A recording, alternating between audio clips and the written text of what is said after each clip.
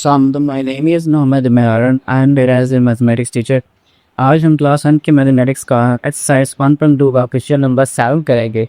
जिस एक्सरसाइज का last question है उस क्वेश्चन पक्का रहेगा, find the value of a and b if मेरे पास एक लेफ्ट हैंड साइड दूसरी राइट हैंड साइड के बुक को। सो हम जानते हैं कि कॉम्प्लेक्स नंबर की फॉर्म होती है ए प्लस बी आयोटा के फॉर्म में, यानी complex numbers return in the form of A plus B iota. So मैंने नोट किया कि मेरे पास राइट हैंड साइड ठीक है, मुझे पता चल रहा है कि ये कॉम्प्लेक्स नंबर ये फॉर्म है, ये वाली चीज़ ए हो सकती है और ये वाली बी हो सकती है क्योंकि आयोटा के साथ है 11। सो मेरे को लेफ्ट हैंड साइड मेरे पास कंफ्यूजन क्रिएट कर रही, क्यों? क्योंकि यहाँ पे देखें कि ए ने मल्टीप्लाई होना है 1 के साथ भी और ए 3 आयोटा के साथ भी मल्टीप्लाई होना है। सो इसका मतलब है यहाँ पे लेफ्ट हैंड साइड में मुझे रियल एंड इमेजिनरी पार्ट का पता नहीं। सो पहले तो मुझे यहाँ पे रियल और इमेजिनरी पार्ट सेपरेट करने पड़ेंगे। उसको सेपरेट करने के लिए हम यहाँ पे इनको मल्टीप्लाई कराते हैं तो सोल्यूशन स्टार्ट कर सकते हैं। A multiply by the complete term and B iota multiply by the complete term से स्टार्ट करते हैं। A into 1 plus 3 iota plus B iota into 1 plus 3 iota हो जाएगा is equal -8 plus 11 iota as it is।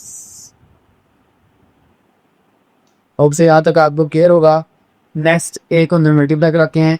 So A one ज़ा ए plus 3 ए iota, क्योंकि ए ने 3 iota से भी मल्टीप्लाई होना है। 10 बी आयोटा वन ज़ा B iota plus 3 B iota का square is equal -8 plus 11 iota. So यहाँ पे प्रेफरेंस ऐड करते हैं, ठीक है। आयोटा स्क्वायर और आयोटा स्क्वायर की वैल्यू में पता है क्या होती है, -1। सो यहाँ पे हम आयोटा स्क्वायर की वैल्यू -1 पुट करें एज अ रेफरेंस। सो मेरे पास आ गया a plus 3a iota as it is, क्योंकि आयोटा नहीं आयोटा में ऐड होना है। सो बी आयोटा के पास ऑलरेडी पड़ा हुआ है प्लस 3e -1 आ गया, क्योंकि आयोटा की वैल्यू होती है -1 is equal -8 plus 11 iota as it is. So real को इलिमिनेट करते हैं और इमेजिनरी पार्ट को इमेजिनरी है। सो ये प्लस माइनस 3 1 3 एंड बी हो जाएगा। सो मैं लिखता हूँ a plus 3a iota plus b iota minus 3b is equal -8 plus 11 iota. So -3b और a दोनों रियल पार्ट हैं तो इन दोनों को इकट्ठा करते हैं। सो a minus 3b and iota वाले बोथ पार्ट में इकट्ठे कर रहा। सो 3a iota plus b iota एक साथ। अगर मैं चाहूँ तो मैं यहाँ से आयोटा को कॉमन भी निकाल सकता हूँ। इन दोनों में आयोटा विरोध है, को आयोटा कॉमन, तो अगर मैं आयोटा कॉमन निकालूंगा तो ये मेरे पास ब्रैकेट में इस्तेमाल कर देते हैं। आयोटा आ गया दोनों के बाद। सो अब देखें, हमने स्टेटमेंट पढ़ी थी कि इफ दो complex numbers are equal then their real and imaginary parts must be equal. So मेरे पास दो कॉम्प्लेक्स नंबर है, एक रियल पार्ट है और ये आयोटा के साथ वाला इमेजिनरी पार्ट है। इधर एक रियल पार्ट है, आयोटा के साथ वाला इमेजिनरी पार्ट है। तो ये दो कॉम्प्लेक्स नंबर बराबर हैं। सो इनका इसका मतलब क्या हुआ कि रियल पार्ट रियल से कंपेयर होगा, ये भी इक्वल होंगे, और इमेजिनरी से कंपेयर होगा, ये भी इक्वल ही होंगे। तो ये स्टेटमेंट ऐड देते हैं। सो मैंने ऐड कर दिया, since complex numbers are equal so their real and imaginary part must be equal. So start करते हैं तो real part which is a minus 3b, तो मैं यहाँ पे ऐड कर रहा हूँ a minus 3b is equals to -8 imaginary part लिखते हैं which is 3a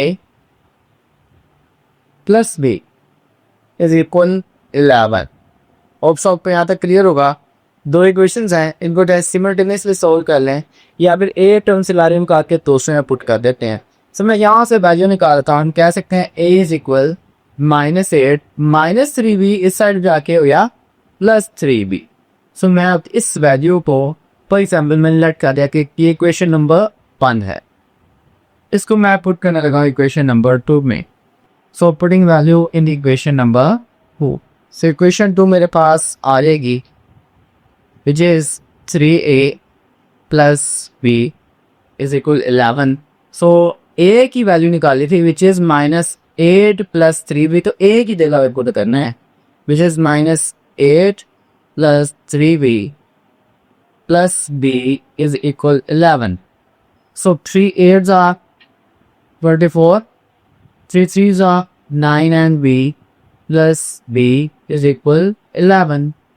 So b वाले टर्म b में ऐड होगी एंड रियल नंबर रियल में, तो -24 उधर जाके हो जाएगा +24 एंड 9b प्लस b बल्कि हो गए 10b is equal 11 plus 24.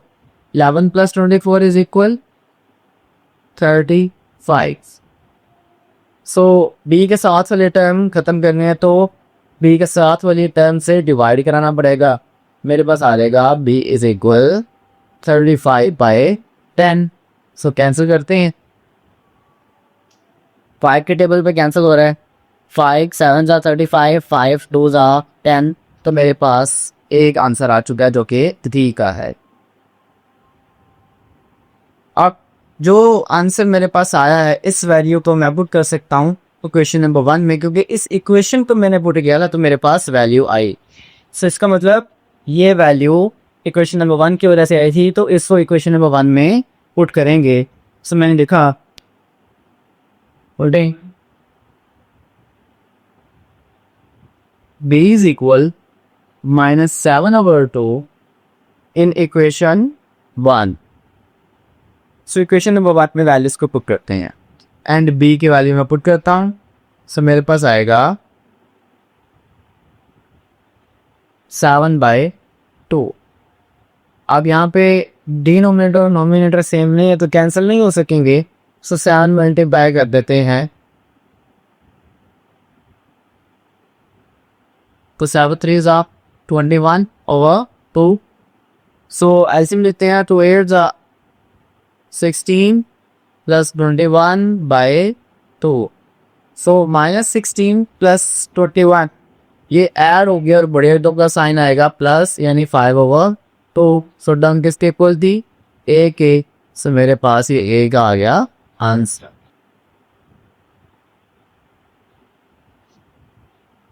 और सो स्टूडेंट्स आपको आज फिर ये लेक्चर क्लियर हो गया होगा।